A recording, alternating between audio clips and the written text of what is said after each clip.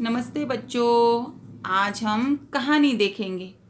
कहीं दूर गांव में दो ब्राह्मण भाई रहते थे। राधेश्याम और घनश्याम उनके नाम थे। राधेश्याम बड़ा भाई था और वह बहुत गरीब था। घनश्याम छोटा होकर भी व्यापार में पारंगत। घनश्याम की बड़ी हवेली थी। राधेश्याम झोपड़ी में रहता था और भिक्षा मांगकर उधर निर्वाह करता था। घनश्याम की बीवी जानकी बड़ी सीधी थी। वह घनश्याम के घर काम करने जाती और जो पैसे मिलते उससे घर चलाती थी। राधेश्याम को एक लड़का था। वह भी अपने पिता के नक्शे कदमों पे चलता था। घनश्याम के पत्नी का नाम प्रभा था। प्रभा बड़ी घमंडी औरत थी। उसे पैसों का रोब झाड़ना बहुत पसंद था। वह नई नई चीज़ें खरीदती और जानकी को जलाने की कोशिश करती। वह बेचारी जानकी चुपचाप बैठती और अपना काम कर कर घर चली जाती।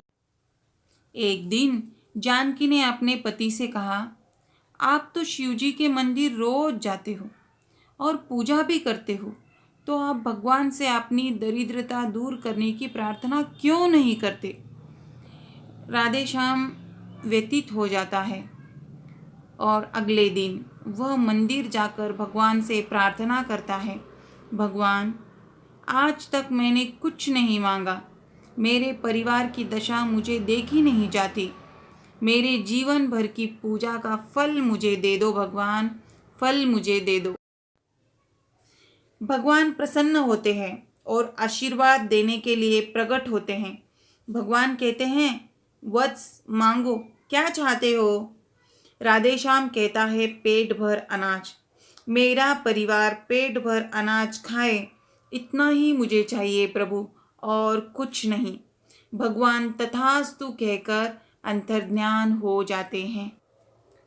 भगवान राधेश्याम के सामने एक कुर्सी और कढ़ाई रख देते हैं और कहते हैं, ये ले जाओ, कभी भूखे नहीं रहोगे।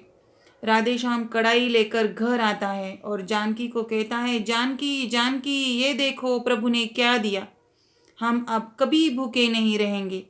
जानकी बड़ी खुश होती है और जैसे ही कुर्सी और कढ़ाई को आंच पे रखती है तो क्या वो अपने आप चलने लगती है और नई नई पकवानें बनाने लगती है।